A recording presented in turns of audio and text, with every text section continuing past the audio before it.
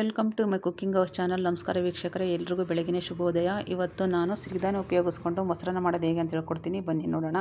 ಅದಕ್ಕಿಂತ ಮುಂಚೆ ಯಾರ್ಯಾರು ನನ್ನ ಚಾನಲ್ ಸಬ್ಸ್ಕ್ರೈಬ್ ಆಗದೆ ನೋಡ್ತಾ ಇದ್ದೀರಾ, ಪ್ಲೀಸ್ ಅವರೆಲ್ಲ ನನ್ನ ಚಾನಲ್ ಸಬ್ಸ್ಕ್ರೈಬ್ ಆಗಿ ನನ್ನ ವೀಡಿಯೋಗಳನ್ನ ಲೈಕ್ ಮಾಡಿ, ಶೇರ್ ಮಾಡಿ, ಸಪೋರ್ಟ್ ಮಾಡಿ ಅಂತ ಹೇಳ್ತಾ ಬನ್ನಿ ಈಗ ರೆಸಿಪಿಗೆ ಹೋಗೋಣ.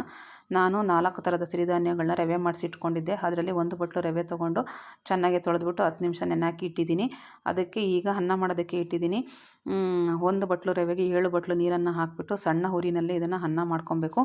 ಮಧ್ಯೆ ಕೈ ಆಡಿಸ್ತಾ ಇರಬೇಕು. ಅನ್ನ ಆದಮೇಲೆ ಇದನ್ನು ಒಂದು ಸೈಡ್ಗೆ ಎತ್ತಿಟ್ಕೊಳ್ಳಿ. ನಂತರ ಒಂದು ಬಾಣಲಿಗೆ 1-2 ಸ್ಪೂನ್ ಎಣ್ಣೆ ಹಾಕ್ಕೊಂಡು ಅದಕ್ಕೆ ಸಾಸಿವೆ, ಜೀರಿಗೆ, ಕಡಲೆಬೀಜ, ಕಡಲೆಬೇಳೆ, ಉದ್ದಿನಬೇಳೆ, ಆಮೇಲಿಂದ ಹಸಿಮೆಣಸಿನ್ಕಾಯಿ, ಸ್ವಲ್ಪ ಕರ್ಬೇವಿನ ಸೊಪ್ಪನ್ನು ಹಾಕ್ಕೊಂಡು ಇದನ್ನು ಒಗ್ಗರಣೆ ಮಾಡಿ ಒಂದು ಸೈಡ್ಗೆ ಎತ್ತಿಟ್ಕೊಳ್ಳಿ. ನಂತರ ಒಂದು ಬಟ್ಲಿಗೆ ಮಾಡಿರೋಂಥ ಅನ್ನನ 3 ಸ್ಪೂನ್ ಹಾಕ್ಕೊಳ್ಳಿ.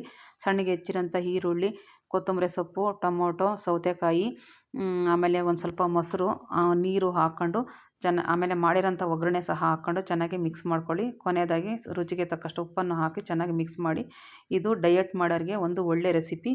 ನೀವು ಒಂದ್ಸರಿ ಮನೇಲಿ ಟ್ರೈ ಮಾಡಿ ನೋಡಿ.